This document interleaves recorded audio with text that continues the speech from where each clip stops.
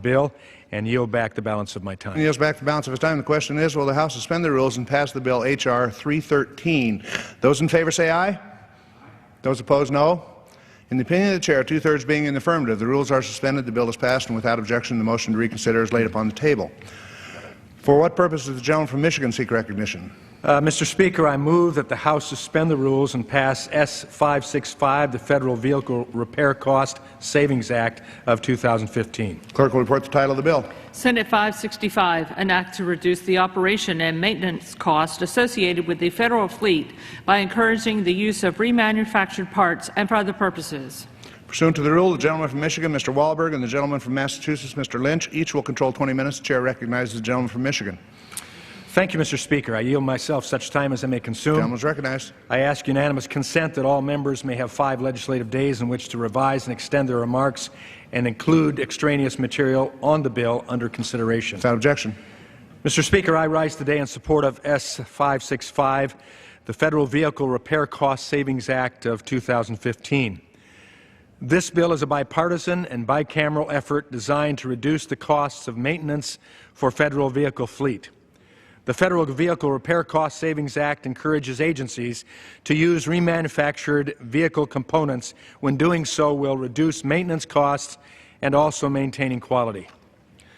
The term remanufactured vehicle components refers to components that have been returned to same as new or better condition and performance by a standardized industrial process that incorporates technical specifications. In 2013, a Government Accountability Office report found that remanufactured vehicle components such as engines, starters, alternators, steering racks, and clutches tend to be less expensive than comparable new parts. In fact, a 2012 study by the U.S. International Trade Commission found that remanufactured parts can result in savings of 85% of the energy and material used to manufacture equivalent new parts. Further, this study found that remanufactured parts are on average 20 to 50% less expensive. Requiring agency heads under this bill to encourage their federal vehicle maintenance staff to use remanufactured components will reduce maintenance costs, which totaled $975 million in 2011 for 588,000 vehicles. This bill is also supported by the Motor and Equipment Manufacturers Association, which directly employs over 734,000 people in U.S. manufacturing jobs. Mr. Speaker, I want to thank Congressman Huizenga and Ashford for their work on the House companion bill. I also want to thank Senators Peters and Lankford for their work on this legislation. I urge my colleagues to support this bipartisan cost savings legislation, and I reserve the balance of my time. The gentleman reserves the balance of his time. Gentleman from Massachusetts. Mr. Speaker, I yield myself such time as I may consume. The gentleman is recognized. Thank you, Mr. Speaker. I rise in support of Senate 565, the Federal Vehicle Repair Cost Savings Act, introduced by Senator Peters of Michigan. I'd also like to recognize Representative Bill Huizenga of Michigan for his good work on this legislation. Senate 565 passed the United States Senate by unanimous consent last month, and with today's House passage, it can go straight to the President's desk for his signature. The Federal Vehicle Repair Cost Savings Act would require the head of each federal agency to encourage the use of remanufactured vehicle components if doing so would reduce the costs while maintaining high quality. The intent behind this bill is to raise awareness of the option of using remanufactured parts and to inform agency fleet managers of this cost savings option. I'd note that the bill encourages the heads of federal agencies to use remanufactured parts, but the decision ultimately to do so would remain at the discretion of fleet managers. According to a March 2013 Government Accountability Office report, federal agencies spent about $1 billion on vehicle repair and maintenance in 2011. The report also found that remanufactured vehicle components tend to be much less expensive, and for example, the Postal Service and the Department of Interior informed GAO that they rely on remanufactured vehicle components to reduce costs. Mr. Speaker, this is a common-sense piece of legislation that seeks to save taxpayer dollars and better ensure that the federal government is purchasing high-quality products. I urge members on both sides of the aisle to vote for this bill, and I yield back the balance of our time. Gentleman yields back the balance of his time. Gentleman from Michigan. Mr. Speaker, at this time I'm pleased to yield 3 minutes to my good friend and colleague, the gentleman from Michigan, Mr. Huizenga. Gentleman is recognized for 3 minutes.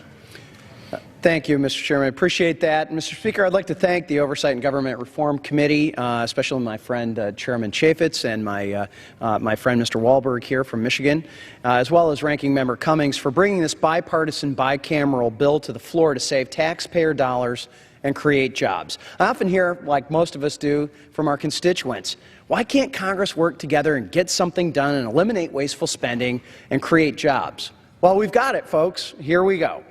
With the Federal Vehicle Repair Cost Savings Act, I teamed up with Senator Gary Peters, also of Michigan, and we're going to save literally millions of taxpayer dollars by reducing spending on federal vehicle maintenance and create good manufacturing jobs. Our common sense bill calls on federal agencies to use remanufactured components to repair and maintain the federal vehicle fleet when using those parts with lower costs, achieve higher safety standards, and maintain quality and performance. Remanufactured parts are less expensive than brand new parts and have been returned in the same as new condition. I know this from firsthand experience owning a small sand and gravel operation where we oftentimes use remanufactured parts on our own trucks. The component may be an engine, it may be a transmission, it may be a drivetrain, it may be a rear end or an alternator. Each of those repairs presents an opportunity to be more fiscally responsible with taxpayer dollars. In 2013, GAO report found that the federal government owns a fleet of approximately 588,000 vehicles. The cost of maintaining that fleet has ballooned to nearly $1 billion. And while it's clear there needs to be a fleet of these federal vehicles have access to a reliable motor pool, it's important that these vehicles be maintained efficiently and effectively to ensure that those tax dollars, our precious tax dollars, are used in the most effective way possible. In addition to eliminating wasteful spending, this legislation serves as an important boost to good-paying jobs and remanufacturing suppliers. According to the Motor Equipment and Manufacturers Association, remanufacturing of motor vehicle parts is responsible for over 30,000 full-time jobs across the United States. For example, in my district, Valley Truck Parts, headquartered in Wyoming, employs 250 Michiganians. In Kentwood, Michigan, North American Fuel Systems Remanufacturing employs more than 150 people. These companies, among so many others across Michigan and so many other states, demonstrate how remanufacturing supports good-paying middle-class jobs in those states like Michigan and Ohio and North Carolina and Pennsylvania and so many others.